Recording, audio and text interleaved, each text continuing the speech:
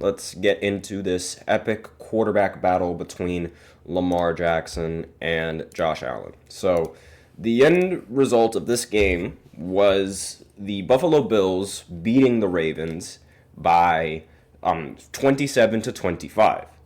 And this was a really good game. Like I was expecting a great quarterbacked game. I will say, however, that Lamar Jackson and company did end up making some mistakes that ultimately costed them this game. They were very turnover prone. In fact, the biggest story throughout the entirety of the divisional rounds, not just this game, but every single divisional round that was played, was which team can protect the ball more and which team can cause the most turnovers.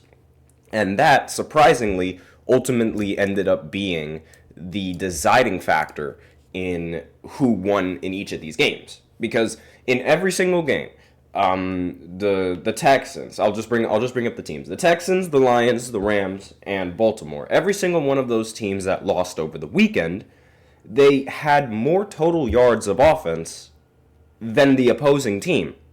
Usually when you have more total yards, you tend to be putting the ball in the end zone a little bit more, but that was not the case for any of these games. Every single team that ended up winning did not get more yards than the losing team, meaning that the winning team was protecting the ball a little bit more, and they weren't getting as many turnovers as the team they were going up against. So keep in mind the turnovers, because that's going to be important in the next segment. But in this one, turnovers, they weren't as bad, but still, they were pretty bad coming in from Baltimore. So the game opened up great. I mean, Baltimore started off with a touchdown.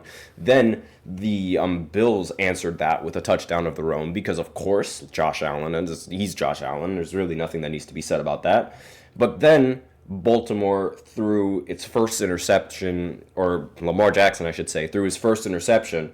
And I believe it's his only interception on the day. Yep, it was his only interception. But he turned the ball over first. But luckily for him, the Bills couldn't do anything and they had to punt. But then another turnover came in from Baltimore. This time it was a fumble. Lamar Jackson, he was in the pocket, he got sacked, and ironically, it was Damar Hamlin who forced the fumble. Ironically enough, the guy that people were making fun of for not being good at football and was only recognized for essentially like almost dying on the football field, he ended up forcing the fumble on Lamar Jackson, which is very interesting. But yeah, so he forced the fumble, which set up the Buffalo Bills at I believe their own 37. But and it only took them 24 yards to score the touchdown. So again, that was a really bad fumble coming in from Lamar Jackson that was later responded to by the Bills with a touchdown. Then the Baltimore Ravens, they came out and they took a long field goal, which they ended up making, thank the Lord. But then the Bills ended the quarter with another touchdown, and they ended the half with scoring a touchdown on a 9-play, 70-yard drive. Now, this is sort of where things get a little bit hectic, because it's like, usually going into this game, if you're if you're Josh Allen, all you really have to do is score on the opening drive because you end up getting the ball to start the next half, and you most likely win the game. But that's not what happened. He ended up punting, they ended up going 3 and out, and then Baltimore slowly started to get back into the game. They took a field goal, then the Bills had to punt again, and then the Ravens responded with a touchdown. And so at this point, the score was 19-21. And then to open up the fourth quarter, Buffalo took a field goal on a 10-play, 37-yard drive.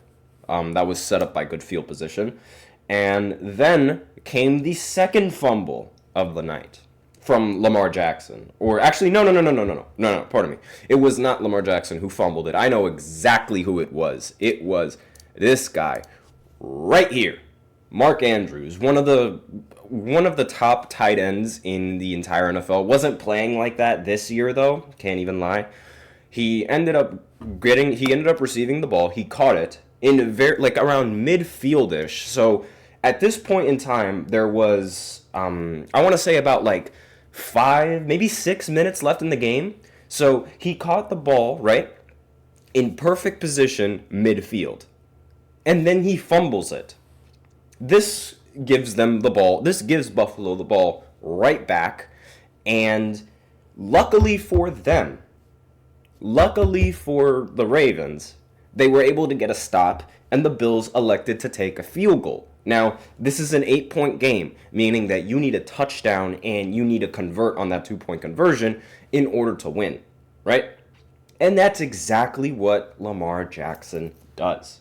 Lamar Jackson drives down the field with less than a minute or something like that, because I believe it was around the 2 minutes where Baltimore had the ball, and scored the touchdown. This was, like, you could not have played it any better than how Lamar Jackson played it until the very end, where Mark Andrews sold the whole game. When I tell you he sold the whole game, I can't say single-handedly, because he tried catching the ball with both of his hands. He dropped the easiest end zone touchdown pass that you would have ever seen in any sort of championship game. It was wide open, it was uncontested, the ball hit him in both of his hands, and he dropped it.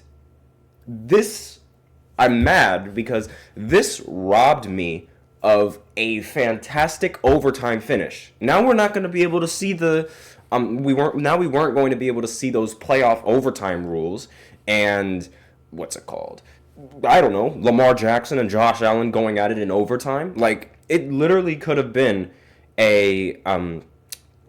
remember that one AFC divisional round between the Chiefs and the Bills, where, like, at the very end of the game, Josh Allen and Patrick Mahomes, they just kept finding receiver after receiver and scoring touchdown after touchdown after touchdown, all the way up until Patrick Mahomes ended up getting the ball in overtime and winning the game with the touchdown to Travis Kelce. That game, I was thinking this game was going to be something like that. I was thinking that this ending was going to be something like that, and it wasn't going to end in Mark Andrews completely ruining Lamar Jackson's playoff legacy, because people are probably not going to remember Mark Andrews dropping the ball. They're probably not going to remember Mark Andrews even fumbling the ball. They're going to remember Lamar throwing an interception, fumbling the ball, and still being unable to make an AFC championship game. That's the only thing that they're going to remember now from Lamar Jackson. Like, this does not, well, he's made one, but again, like, the amount of games that the amount of AFC championship games that Lamar Jackson has made it's lacking a little bit. It's the same issue that Josh Allen sort of has, where people sort of tout him as one of the best quarterbacks, but it's like, if you're not a winner, then are you really one of the best quarterbacks? That kind of argument. But Lamar's is much worse because, for the most part, unlike Josh Allen, he has numerous games where he's played bad in the playoffs. He's had several games. And also ironically enough, they were also against the Bills. I remember when Lamar Jackson ended up throwing a 99-yard pick six. Maybe it was a 100-yard pick six, something like that. And ultimately cost them the game against the Bills. That was his first playoff game. And it's like, ever since, he's going to get a reputation eventually as being a playoff choker. And this loss right here, because of Mark Andrews' drop, people aren't going to really remember Lamar Jackson's legacy drive like that. Like, maybe they will, but it's not going to be something that completely stands out. If he would have won, then yes, this would have definitely this matchup would have completely stood out in his resume. Even if it would have gone into overtime, it probably would have still counted towards his resume and things like that. But still, this is just a huge missed opportunity just because of one bad drop. And honestly, you can make an argument that it wasn't even just the drop. It was also the fact that Mark Andrews fumbled the ball and that he couldn't protect the ball for Lamar Jackson at the end of the game. Because theoretically, if Mark Andrews just held on to the ball and didn't fumble it the first time, chances are that the Ravens could have really drained the clock, could have kept running the clock up until they got into the opposing end zone, score the touchdown, then they'd be up. Like, they could have won the game like that. But, of course, things happen for a reason. And now we are set to see another legendary Josh Allen and Patrick Mahomes showdown in the postseason. But before I talk about that and stuff like that, we're going to go into the Commanders stunning Detroit in Detroit. I'll be right back after this short break. Be sure to stay tuned. I feel like I'm losing my mind. Is everybody in the world blind? Please, Lord, give me a sign, a sign. I feel like I'm losing my mind. Is everybody in the world blind? Please, Lord, give me a sign, a sign. I wanna be the greatest. Everybody on the fake shit. I look around and feel like everybody is the fakest. I make this every day and I'm impatient, hoping one day I blow up from the basement. Statement, the top is so vacant. I don't hear shit that I think is amazing. Waiting for my day when I'm playing sold out shows for 1,000 faces. Hey, give me that crown. Get in my way and to be put down. It ain't your place, all this my town. If I want that shit, then I'll get it right now. I'm losing it, the noose it fits. I'm losing shit, a stupid myth. You choose to live or choose to dip. You choose to fight or lose your grip and lose a gift. I feel like I'm losing my mind.